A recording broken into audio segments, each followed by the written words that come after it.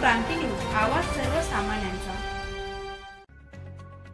गेल्या काही दिवसांपासून नाशिक शहराच्या सातपूर अंबड लिंक रोडवर प्रादेशिक परिवहन विभागाची अवैध वाहनांवर कारवाई सुरू आहे।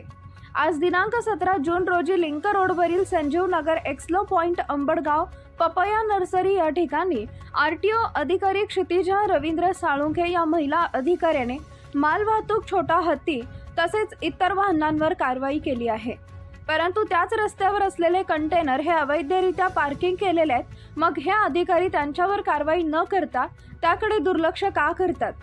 कारण अशा अवैध कंटेनर पार्किंगमुळे या रस्त्यावर नेहमीच अपघात झाल्याचे पाहायला मिळालंय, किंबहुना बऱ्याच नागरिकांचा मृत्यू देखील झालाय।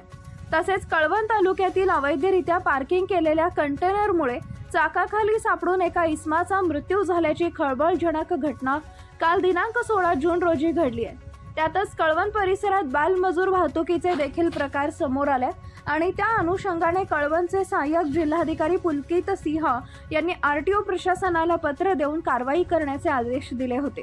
परंतु त्या ठिकाणी आरटीओ कडून अजून देखील कारवाई झालेली नाही, म्हणून खास करून रस्त्यावर अवैधरित्या पार्किंग केलेली वाहनं यांच्यावर योग्य ती कडक कारवाई करून अपघात टाळावेत अशी मागणी सातपूर अंबड लिंक रोडवरील नागरिकांकडून होत आहे।